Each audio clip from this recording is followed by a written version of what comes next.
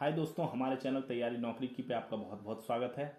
और आज हम आपके लिए लेके आ गए हैं नया टॉपिक, नई सीरीज जो काफ़ी इम्पोर्टेंट होती है हर एग्ज़ाम्स में। जो है हिस्ट्री सबसे इम्पोर्टेंट टॉपिक होता है और उससे सबसे ज़्यादा क्वेश्चंस आते हैं। जब जो भी जनरल नॉलेज, जनरल स्टडीज़ के सेट्स होते हैं कोई भी एग्ज़ाम्स में, उसमें सबसे ज़्यादा इतिहास से क्वेश्चन पूछा जाता है। तो इसी का इतिहास का जो है हम एक सीरीज लेके आए हैं आपके लिए, भारतीय इतिहास। इसमें हम जो है तीनों इतिहास को, जो है जो भारतीय इतिहास के तीन पार्ट हैं, प्राचीन, मध्यकालीन और आधुनिक, उन तीनों इतिहास का क्रमवार अध्ययन करेंगे। हर टॉपिक को डिटेल्स में अध्ययन करेंगे और उसके बाद टॉपिक खत्म होने के बाद उसके जो है क्वेश्चन आंसर भी करेंगे। क्वेश्चन आंसर और उसको जो है पूरे विश्लेषण के साथ क्वेश्चन आंसर करेंगे हम उसका। तो ये बहुत इंपॉर्टेंट होने वाला है आपको, चाहे आप प्री की तैयारी कर रहे हो, किसी भी एग्जाम्स के प्री की तैयारी कर रहे हो या किसी भी एग्जाम्स के मेंस की तैयारी कर रहे हो। दोनों एग्जाम्स के लिए ये जो है आपको काफ़ी इंपॉर्टेंट करेगा। इससे आप बहुत इंपॉर्टेंट नोट्स बना सकते हैं। ये मैं नोट्स की तरह ही इसको बनाऊंगा, नोट्स की तरह ही लिख के हम इसका करेंगे। और उसके बाद जब प्रश्न उत्तर होगा डिस्कस, तो उसमें भी फिर जो है हम उसको प्रश्न उत्तर का भी विश्लेषण जो है करके उसको क्लियर करेंगे हर टॉपिक को, और एकदम क्रमवार करेंगे, धीरे धीरे पढ़ेंगे, टॉपिक सारा कवर करेंगे जिससे कोई भी टॉपिक छूटे नहीं। बिल्कुल बेस से शुरुआत करेंगे, जिससे जो अभी एग्जाम्स की तैयारी करना शुरू किया है, जिन्होंने जो इस सोच रहे हैं कि मैं कोई सरकारी नौकरी की तैयारी करूं और इतिहास का जो है उनको शुरू से पढ़ना है, तो वो इससे जो है पढ़ सकते हैं और इससे जो है लाभान्वित हो सकते हैं। इसका जो है पीडीएफ भी जो है डाल दिया जाएगा डिस्क्रिप्शन में, वहाँ से जाके आप जो है पीडीएफ भी डाउनलोड कर सकते हैं। तो ये बहुत इंपॉर्टेंट होने वाला है सीरीज, और ये जो है हम कंटिन्यू रखेंगे तीनों पार्ट्स। तो अभी हम प्राचीन भारत से शुरू करेंगे, प्राचीन भारत से। चलिए, सबसे पहले हम बात करते हैं कि इतिहास की। इतिहास जो है, इतिहास को तीन कालक्रम में विभाजित किया गया है। जो हमारा इतिहास है, पहले तो हम बात करते हैं इतिहास की बात करते हैं। इतिहास को पहले क्या किया गया है, तीन कालक्रम में विभाजित किया गया है। पढ़ाई किसके लिए, अध्ययन के दृष्टिकोण से, अध्ययन में सहूलियत के दृष्टिकोण से इसको तीन कालखंडों में विभाजित किया गया है। पहला कालखंड क्या है, प्राचीन भारत। प्राचीन भारत का इतिहास, भारत का इतिहास, ठीक है ना, प्राचीन भारत का इतिहास। दूसरा हो गया मध्यकालीन, मध्यकालीन भारत, मध्यकालीन भारत का इतिहास। और तीसरा हो गया आधुनिक भारत का इतिहास, आधुनिक भारत का इतिहास। तीन होता है, कभी भी आप पढ़ेंगे तो इसी तरह तीन पार्ट में डिवाइड रहता है इतिहास। प्राचीन भारत का इतिहास अलग मिलेगा आपको, मध्यकालीन भारत का उसके बाद मिलेगा, और फिर आधुनिक भारत का इतिहास। तीन पार्ट में जो है ये डिवाइड रहता है। अब ये प्राचीन भारत का इतिहास को कब से कब के कालक्रम में डिवाइड किया गया है, तो प्राचीन भारत को किया गया जब से मानव का विकास हुआ। मानव का विकास, जब से पृथ्वी पे मानव का विकास हुआ और जब से स्रोत उपलब्ध हैं कि हाँ मानव है, मानव था, यहाँ से डेवलपमेंट हुआ मानव का, जब से इसके स्रोत मिले हैं, उस कालक्रम से लेकर के और 8वीं शताब्दी तक मानव का विकास से लेकर कब तक, 8वीं शताब्दी तक, 8वीं शताब्दी तक का जो कालक्रम है उसको प्राचीन भारत के अंतर्गत जो है वो काउंट किया जाता है, उसके अंतर्गत गिना जाता है। कई इतिहासकार जो है इसको 701 से 800 ईस्वी के बीच भी मानते हैं, 800 ईस्वी के बीच मानते हैं, ठीक है।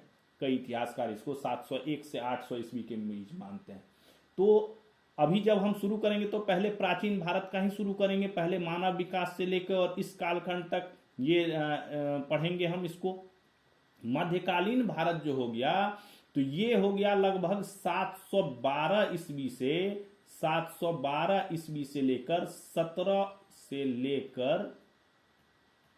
1757 में क्या हुआ था? पलासी की लड़ाई, पलासी की लड़ाई तक, पलासी की लड़ाई तब तक माना जाता है। कई इतिहासकार इसको क्या कहते हैं? 1707 तक ही मानते हैं, 1707 तक। कई इतिहासकार इसको 1707 तक भी मानते हैं। 1707 क्या है? औरंगजेब की मृत्यु, औरंगजेब की मृत्यु तब तक भी मानते हैं इसको, ठीक है। बट अप्रोक्सीमेटली एग्जैक्टली ये 1700 के जो 1700 से 1800 के बीच का जो कालक्रम है उसमें ये जाके मध्यकालीन भारत जो है वो खत्म हो जाता है। आधुनिक भारत तो अगर हम ये 1757 लेते हैं, यानी पलासी की लड़ाई जो 1757 है, 1757 से लेकर 1947 तक, 1947 तक यानी भारत की आजादी तक। कई इतिहासकारों ने इसे 1964 तक भी लिया है, 1964 तक, जवाहरलाल नेहरू के कालक्रम तक को आधुनिक भारत में काउंट किया है। बट 1947 तक मेन है, आज़ादी तक जो है हम वो उसके बाद तो उसके बाद जो नया कार्यक्रम आ जाता है उसमें जो है अलग ही चीज़ें होती हैं। तो बेसिकली ये जो 3 पार्ट में इतिहास का जो विभाजन है वो प्राचीन भारत का इतिहास, मध्यकालीन भारत का इतिहास, आधुनिक भारत का इतिहास। प्राचीन भारत में आपको मानव का विकास से लेकर 8वीं शताब्दी, लगभग 8वीं शताब्दी तक पढ़ेंगे हम। मध्यकालीन भारत में हम जो 8वीं शताब्दी से लेकर 1757 तक पढ़ेंगे, और उसके बाद आधुनिक भारत 1757 से लेकर 1947 तक हम पढ़ेंगे। ये हमारा अध्ययन का कार्यक्रम रहेगा। तो अभी हम जो शुरू करेंगे वो हम प्राचीन भारत का इतिहास को हम शुरू करेंगे, प्राचीन भारत का इतिहास से शुरू करेंगे। तो पहले चलते हैं हम प्राचीन भारत का इतिहास। प्राचीन भारत का इतिहास, ठीक है। अब यहां से हम शुरू करते हैं, क्या है प्राचीन भारत का इतिहास। सबसे पहले आता था मायोसीन युग। क्या है? मायोसीन युग की हम बात करते हैं। सबसे पहले हम बात करते हैं मायोसीन युग की। मायोसीन युग यानी इसको कहा जाता था मध्य नूतन युग, मध्य नूतन युग। इससे पहले जो है पैलियोजिन कल्प का जो है ओलिगोसिन युग होता था। मायोसीन युग से इससे पहले जो है पैलियोजिन कल्प का ओलिगोसिन युग होता था। ओलिगोसिन युग जो है होता था, ठीक है। ये लेकिन इस युग में कोई ऐसी चीज नहीं है जो हमारे अध्ययन के हिसाब से इंपॉर्टेंट है, तो हम सीधा मायोसीन युग, इसके बाद मायोसीन युग आ गया, मध्य नूतन युग। तो यहां से हम अपनी पढ़ाई को जो है शुरू करेंगे, मायोसीन युग से जो है हम अपनी पढ़ाई शुरू करेंगे, यानी मध्य नूतन युग से जो है हम शुरू करेंगे। तो ये इसे जो है, जो मायोसीन युग था हमारा, मायोसीन युग जो है इसे पृथ्वी के भूवैज्ञानिक इतिहास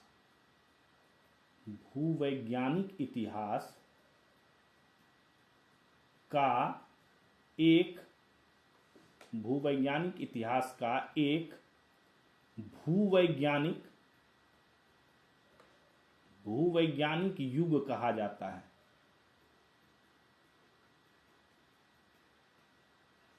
मायोसीन युग को पृथ्वी का जो भूवैज्ञानिक इतिहास है उसका एक भूवैज्ञानिक युग कहा जाता है, ठीक है। जो क्या था, जो लगभग कब 2303 करोड़ वर्ष 2303 करोड़ वर्ष पहले आरंभ हुआ,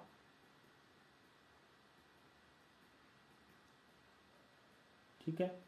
2303 करोड़ वर्ष पहले ये आरंभ हुआ था। और इससे पहले जो है पैलियोजिन जो है ओलिगोसिन युग होता था, यानी मायोसीन से पहले ओलिगोसिन युग होता था। तो वो सोचिए कितना पहले का होगा। तो ये 2303 करोड़ वर्ष पहले जो है ये मायोसीन युग की शुरुआत हुई, ठीक है। और ये चला कब तक हुआ, और यह कब तक चला? यह चला 53.33 लाख वर्ष पहले तक चला, लाख वर्ष पहले तक चला। यानी आज के डेट से 2303 करोड़ वर्ष पहले ये आरंभ हुआ और आज के डेट से 53.33 लाख वर्ष पहले तक ये युग जो है वो ये युग चला। इस युग के शैल समूह जो है पृथ्वी पर बिखरे हुए पाए जाते हैं। जो इस युग के शैल समूह थे, शैल समूह क्या हुआ, जो पत्थर के टुकड़े थे, शैल पर्वतों के टुकड़े थे, इस समय के शैल समूह पृथ्वी पर बिखरे हुए पाए गए हैं, बिखरे हुए पाए गए हैं। बिखरे हुए पाए गए हैं मतलब जो इसके अवशेष मिले हैं वो यूरोप, एशिया, ऑस्ट्रेलिया, न्यूजीलैंड, उत्तरी अमेरिका, दक्षिणी अमेरिका, मैक्सिको, उत्तरी अफ्रीका, इन सब जगहों पे मिला है। यानी इस युग के जो अवशेष हैं, यानी इस युग के जो अवशेष हैं, इस युग के अवशेष कहां कहां मिले हैं? यूरोप में, एशिया में, ऑस्ट्रेलिया में,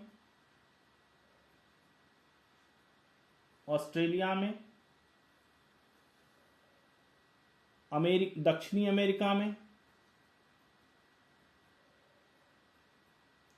अमेरिका में, ठीक है, न्यूजीलैंड में, उसके बाद मैक्सिको में,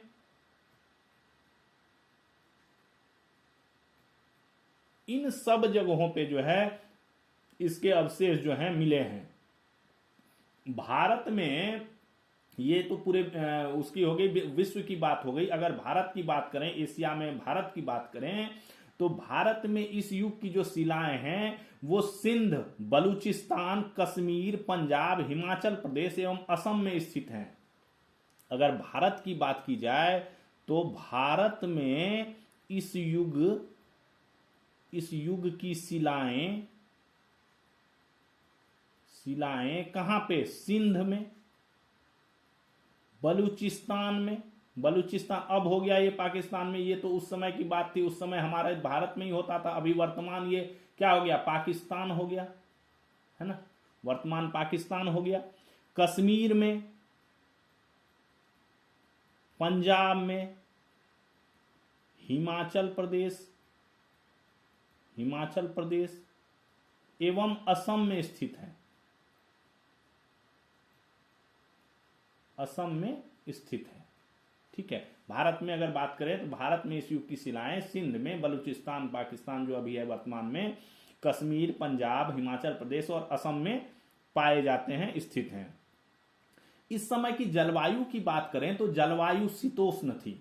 जलवायु जो थी वो शीत उष्ण, शीत और उष्ण मिला हुआ, शीतोष्ण। शीत मतलब ठंडा हुआ, उष्ण मतलब गर्मी हुआ, तो ठंडा गर्म मिला हुआ जो शीतोष्ण मौसम होता है वो शीतोष्ण थी। इस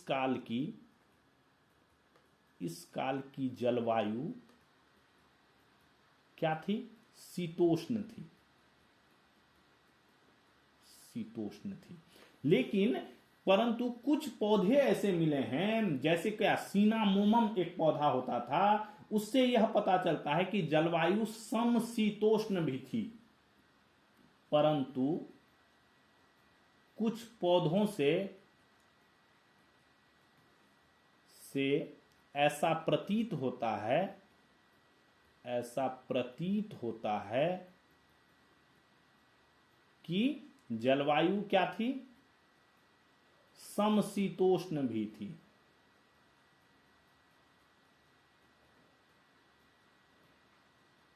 ठीक है, कुछ पौधों के अध्ययन से यह पता चलता है, ठीक है। इस काल की वनस्पति की बात करें, इस काल में क्या क्या वनस्पति पाई जाती थी?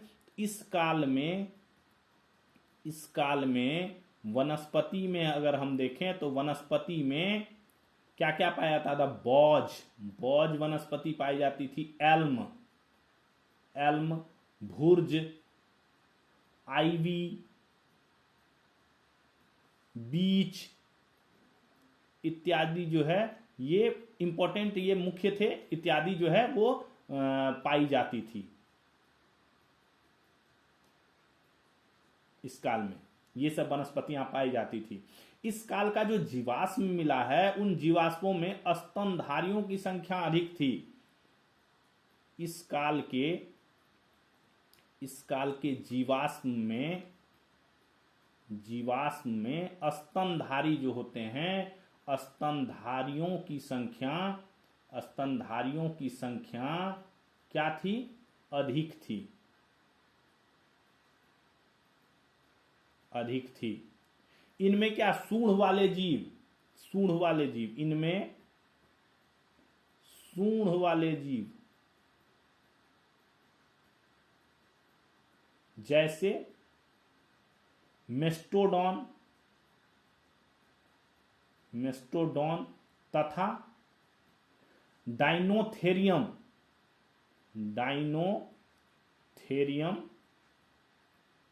ठीक है, ये जो थे मेन थे। इसमें सूंड वाले जीव जैसे मेस्टोडॉन तथा डायनोथेरियम जो थे वो पाए गए हैं।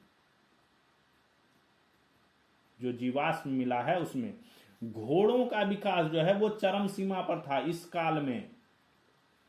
इस काल में घोड़ों का विकास, घोड़े विकसित हो गए थे और घोड़ों का विकास जो था वह चरम पे था। यानी घोड़े अपने चरम पर था, घोड़े अपने उन्नत अवस्था में थे, घोड़ों का पूर्ण विकास हो गया था उस काल में।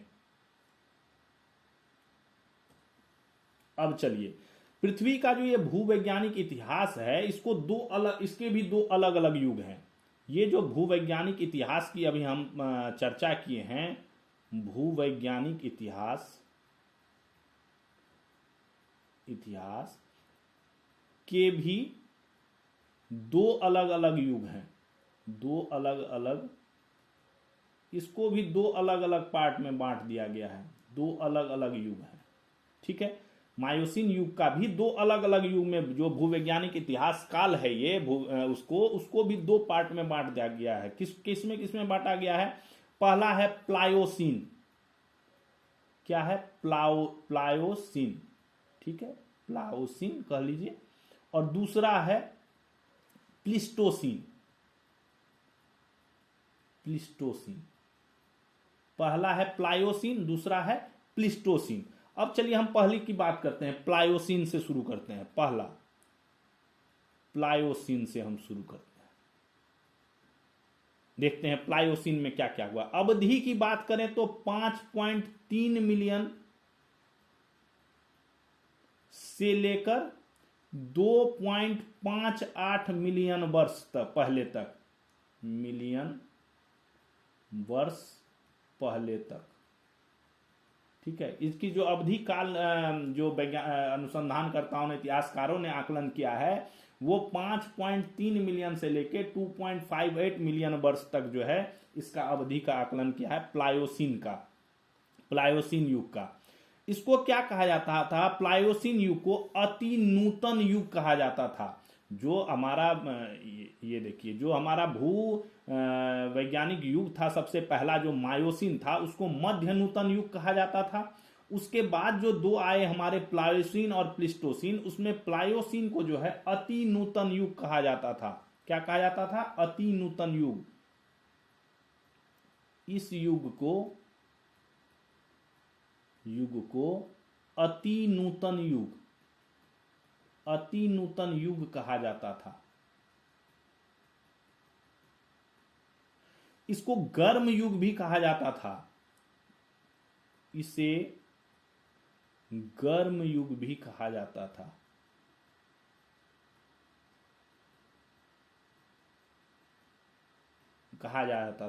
यहां पे घास के मैदान का विकास हुआ तथा शुरुआती मानवों के पूर्वज विकसित हुए। इसी युग में घास के मैदान का विकास हुआ।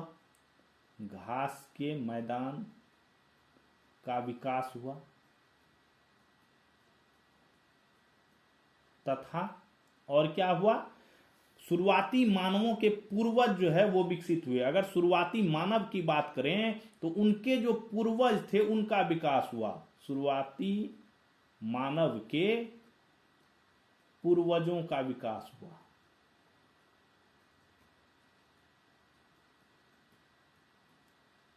ठीक है, ये था प्लायोसिन युग।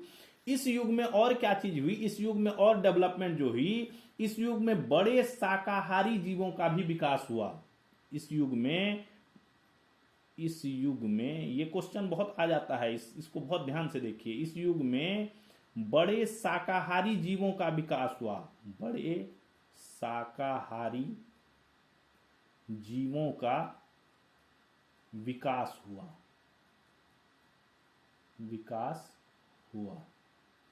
ठीक है।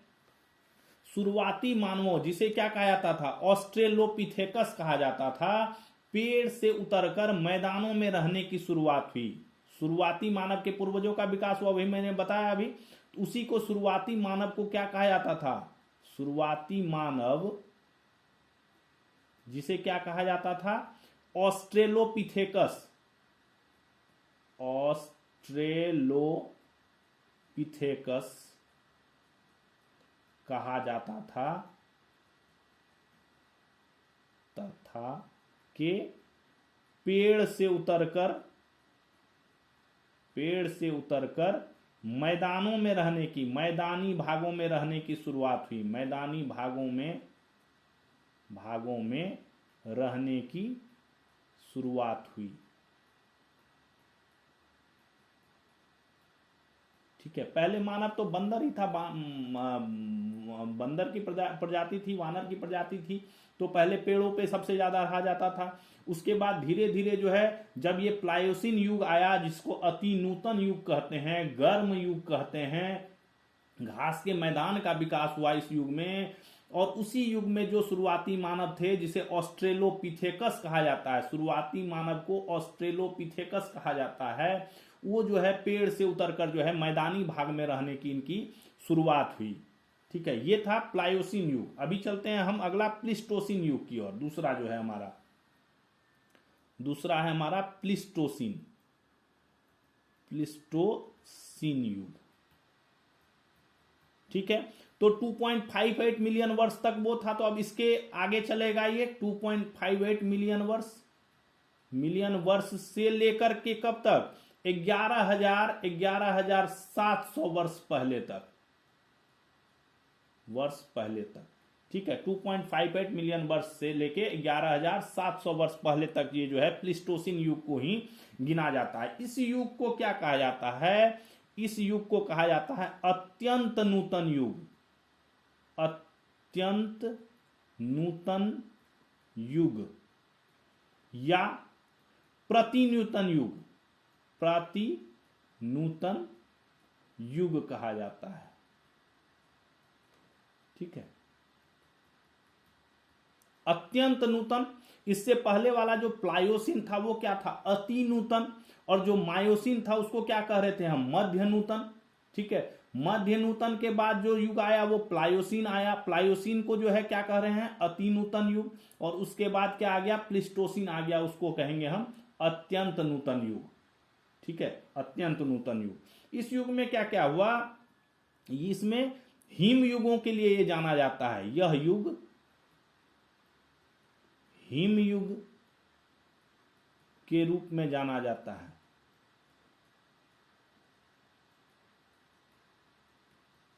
हिम यानी बर्फ का युग। इस टाइम क्या हुआ, इस दौरान पृथ्वी पर बार बार क्या हुआ, विशाल ग्लेशियर जो थे वे फैलते थे और सिकुड़ते थे। ग्लेशियर, जो बर्फ का ग्लेशियर बनता था, वो कभी बहुत बड़े ग्लेशियर बन जाते थे और कभी जो है वो सिमट जाते थे, सिकुड़ जाते थे। इसीलिए इसको हिम युग कहा जाता था। लिख लीजिए इसको। इस काल में बड़े बड़े ग्लेशियर बनते थे और सिकुड़ते थे। ठीक है, इसी युग में जो है, ये जो प्लिस्टोसिन युग है, इसी युग में जो आधुनिक मानव है हमारा, इससे पहले हम क्या बात कर रहे थे, शुरुआती मानव की बात कर रहे थे, ऑस्ट्रेलोपिथेकस की बात कर रहे थे हम। इस युग में जो आधुनिक मानव है, कौन, आधुनिक मानव के पूर्वज जो हैं होमोसेपियंस, वो विकसित हुए इसी काल में। इसी काल में आधुनिक मानव जो है, आधुनिक मानव के पूर्वज कौन, होमोसेपियंस,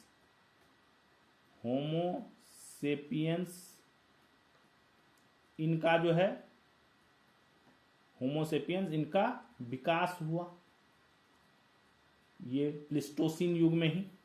ठीक है, तो मानव का विकास, शुरुआती मानव का विकास कहां से हो गया, प्लायोसिन काल में ही हो गया। बट जो आधुनिक मानव के पूर्वज हैं होमोसेपियंस, उनका विकास जो है प्लिस्टोसिन युग में हुआ। तो अगर बात आती है कि मानव का विकास किस युग में हुआ, तो वो हम प्लायोसिन काल में ही कहेंगे। यानी अगर हम इसको टॉपिक को देख लें तो मानव का विकास की शुरुआत कहां से हुई, मानव का विकास की शुरुआत, मानव के विकास की शुरुआत जो है कहां से हुई, प्लायोसिन युग से हुई, प्लायोसिन काल से ही हुई, प्लायोसिन काल से हुई। और आधुनिक मानव का अगर बात करेंगे, आधुनिक मानव के होमोसेपियंस का विकास कब से हुआ, तो वो प्लिस्टोसिन युग से हुआ। चलिए आगे देखते हैं। सबसे पहले जो मानव आए उनको कहा क्या जाता था, उनको रामापिथेकस मानव कहा जाता था। सबसे पहले जो मानव थे उनको रामापिथेकस मानव कहा जाता था।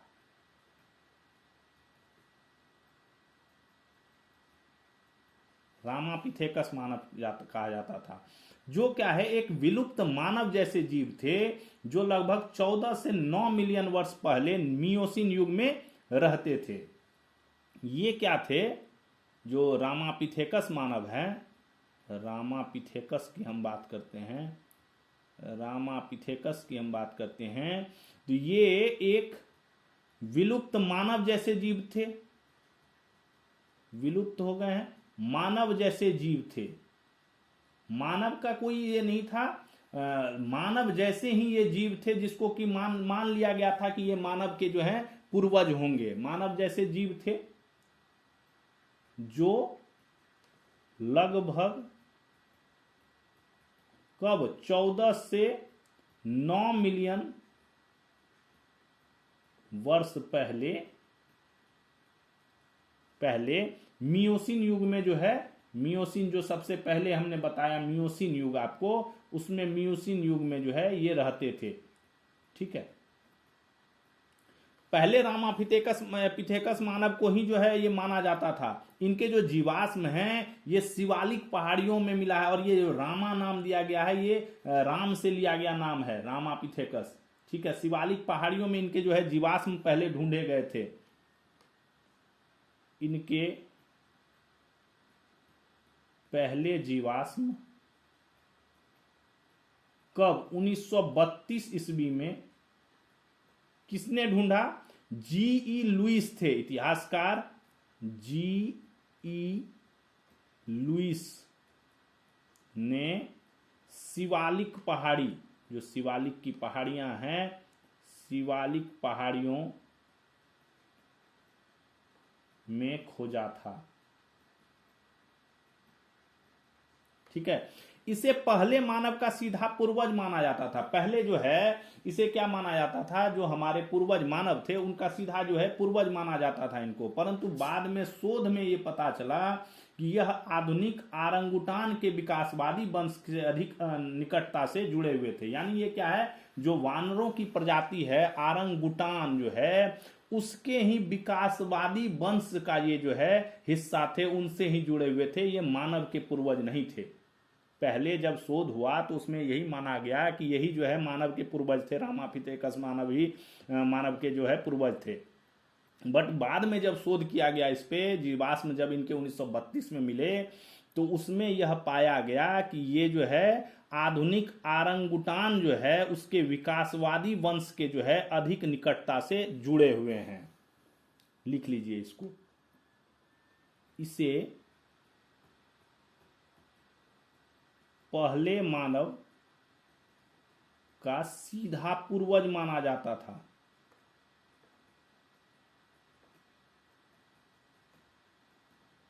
परंतु बाद में शोध से पता चला कि यह आधुनिक आरंगुटान यानी वानर प्रजाति जो है, ठीक है, के विकासवादी वंश से अधिक निकटता से जुड़े थे। ठीक है, पहले तो इनको माना गया कि ये मानव के सीधे पूर्वज हैं, बट बाद में शोध से ये पता चला कि ये मानव के सीधे पूर्वज नहीं है। ये मानव विकास के अध्ययन में एक महत्वपूर्ण जीवाश्म है जो कभी जो है मानव का पूर्वज माना जाता था, लेकिन अब इसे वानरों के विकास से जो है जोड़ा जाता है। सीधा बात समझिए कि ये जो रामापिथेकस मानव है, इसको पहले जो है माना जाता था कि ये मनुष्य का पूर्वज है, बट बाद में ये माना जाने लगा कि ये वानरों का जो विकसित रूप था वही था ये। ठीक है, ये पूर्वज नहीं थे, यही जो है नए शोधों में पता चलेगा। अब चलिए रामापिथेकस मानव की हम बात करते हैं। रामापिथेकस मानव, ठीक है, यानी वानर की जो प्रजाति थी, इसको भी दो भाग में वर्गीकरण किया गया था, इसको भी दो भाग में बांट दिया गया था, इसको दो भाग में विभाजित कर दिया गया था, इसको दो भाग में बांटा गया था। पहला कौन था? मैदानी भागों में रहने वाले, मैदानी भागों में रहने वाले,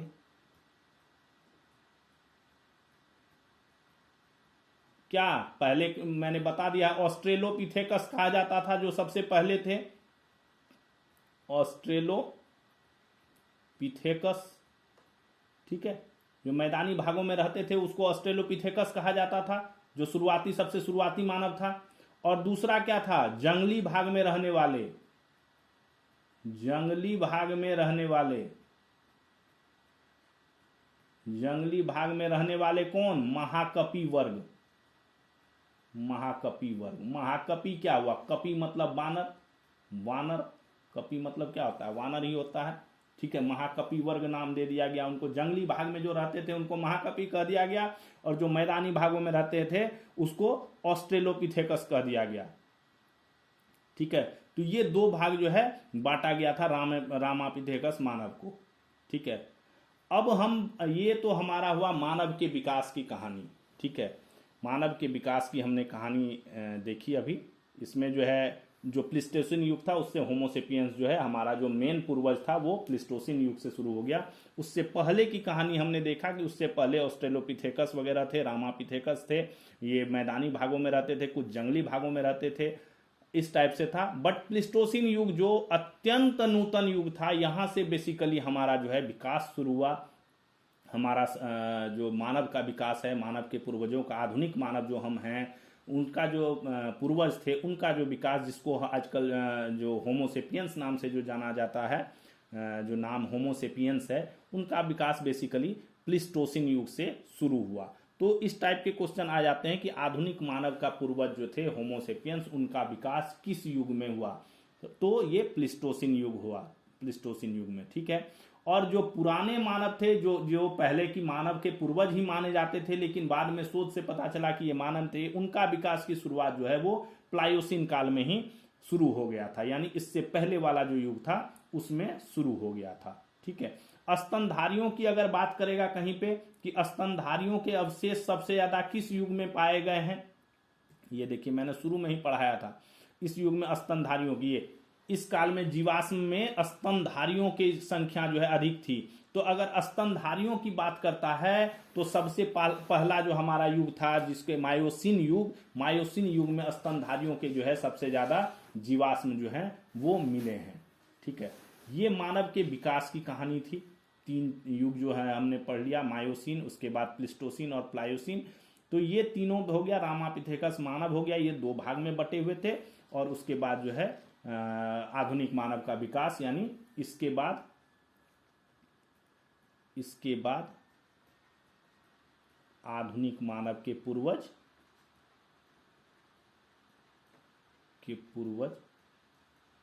होमोसेपियंस का विकास हुआ। ठीक है, तो ये बेसिकली मानव के विकास की कहानी थी। आपको बहुत हद तक समझ में आ गया होगा। इससे जो रिलेटेड क्वेश्चंस हैं वो भी हम करेंगे तो आपको और ज़्यादा क्लियरिटी हो जाएगी। इस पे रिलेटेड 2-4 क्वेश्चंस हम जो जब करेंगे, जब ये पूरा हमारा कालखंड वाला टॉपिक समाप्त हो जाएगा, उसके बाद जो है हम इसको करेंगे। ठीक है, अब हम आगे जो पढ़ेंगे वो है हमारा मानव इतिहास का विभाजन 3 खंडों में किया गया। मानव इतिहास का विभाजन हम पढ़ेंगे।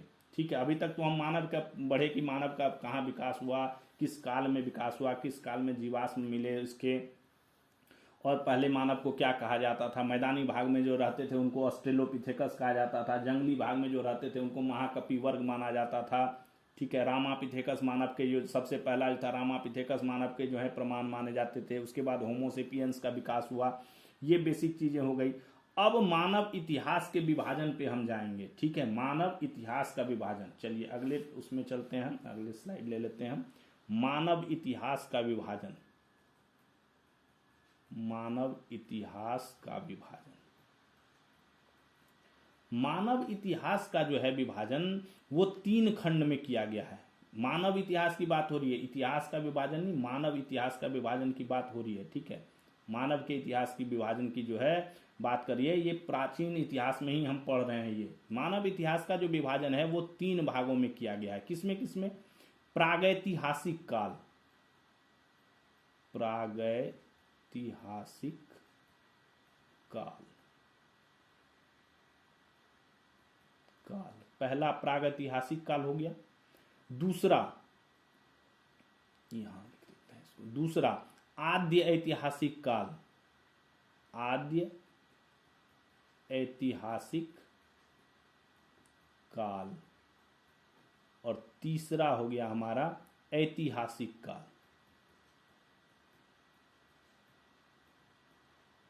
3 पार्ट में जो है मानव इतिहास का जो है विभाजन कर दिया गया है, पढ़ने के लिए कि क्या उपलब्ध है, किस काल में क्या नहीं है, उस हिसाब से।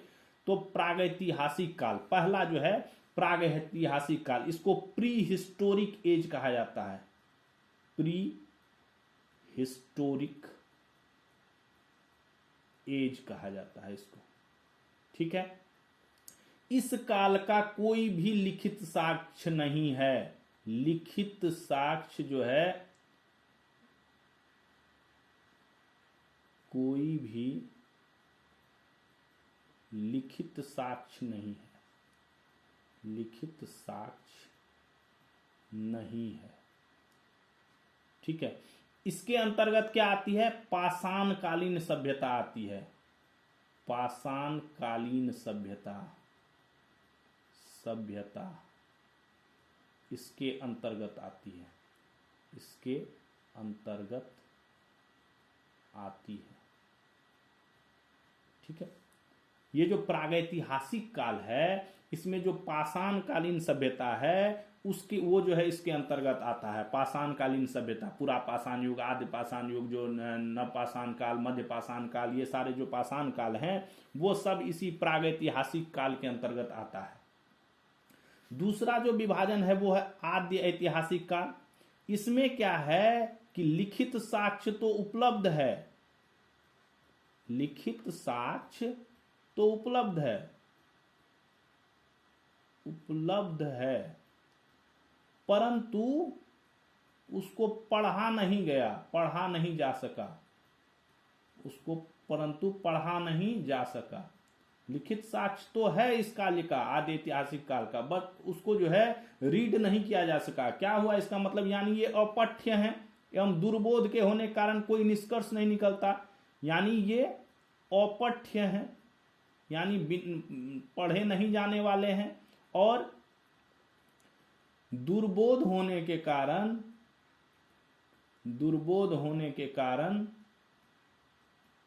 क्या है, कोई निष्कर्ष नहीं निकलता इनसे, कोई निष्कर्ष नहीं निकलता, इनसे कोई जो है निष्कर्ष नहीं निकलता। दुर्बोध होने के कारण, कोई अपठ्य होने के कारण जो है इनसे कोई निष्कर्ष नहीं निकलता। इसके अंतर्गत सिंधु घाटी सभ्यता एवं ताम्र सभ्यता, जो आहड़ सभ्यता थी, जोरवे की सभ्यता थी, वो सब इसी के अंतर्गत आती है। सिंधु घाटी सभ्यता के भी जो है साक्ष्य उपलब्ध है, हर चीज उपलब्ध है, बट उनको पढ़ा नहीं गया। इसके अंतर्गत सिंधु घाटी सभ्यता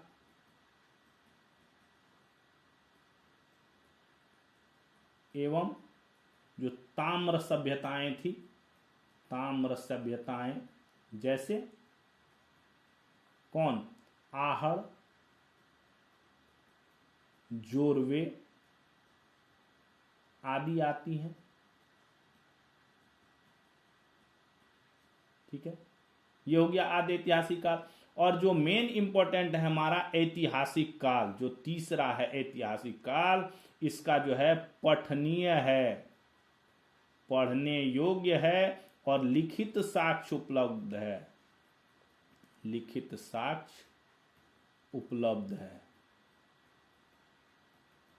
पढ़ने योग्य लिखित साक्ष्य जो है उपलब्ध है। इसका शुरुआत कहां से हुआ, इसकी शुरुआत कब से हो जाती है, इसकी शुरुआत हो जाती है, इसकी शुरुआत होती है वैदिक काल से। जब से वेद वगैरह ग्रंथ वगैरह आ गए, वैदिक काल से जो है, वैदिक काल से होती है, वैदिक काल से इनकी इस ऐतिहासिक काल का जो शुरुआत है वो वैदिक काल से होता है। वैदिक काल के बाद सारा चीज जो है वो पठनीय है, लिखित रूप में है, दर्ज है और पठनीय है।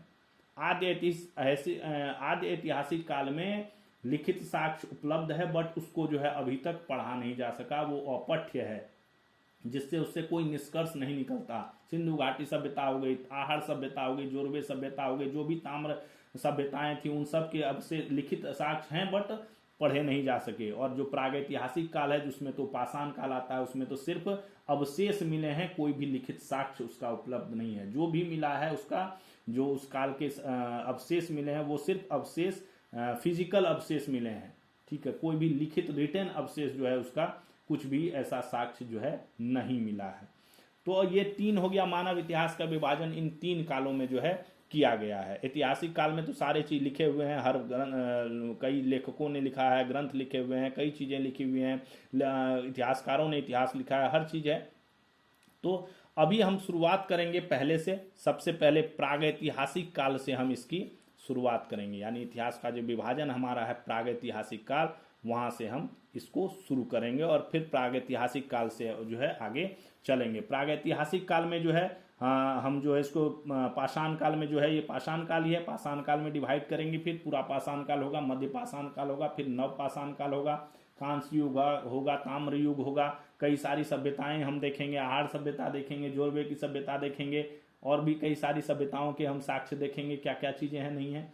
ठीक है, तो हम अब नेक्स्ट सेशन में, जो हमारा नेक्स्ट सेशन आएगा, उस नेक्स्ट सेशन में हम यहाँ से शुरू करेंगे, प्रागैतिहासिक काल से शुरू करेंगे और प्रागैतिहासिक काल का विभाजन करेंगे और फिर वहाँ से हम शुरुआत करेंगे इसकी। ठीक है, तो चलिए फिर मिलते हैं। आप इसका जो है, इसका PDF जो है मैं उसमें डाल दूंगा, आप बाकी नोट्स भी बना लीजिए इससे, और ये हमारा सेशन कंटिन्यू चलेगा, आप इसको कंटिन्यू जारी रखिए। और जैसे ये टॉपिक खत्म होगा, इसका जो है क्वेश्चन आंसर जो है हम करेंगे, जो भी पहले भी पूछे गए हैं एग्जाम्स में जो क्वेश्चन, उनका भी अभ्यास करेंगे, कुछ नए क्वेश्चंस का अभ्यास करेंगे, और उस क्वेश्चन को अभ्यास करते समय हम इसका विश्लेषण भी करेंगे। तो चलिए फिर मिलते हैं कल नए टॉपिक के साथ, तब तक आप जो है अपना तैयारी को जारी रखिए, फिर हम कल नए टॉपिक के साथ मिलते हैं। Thanks for watching. तैयारी नौकरी की जय हिंद।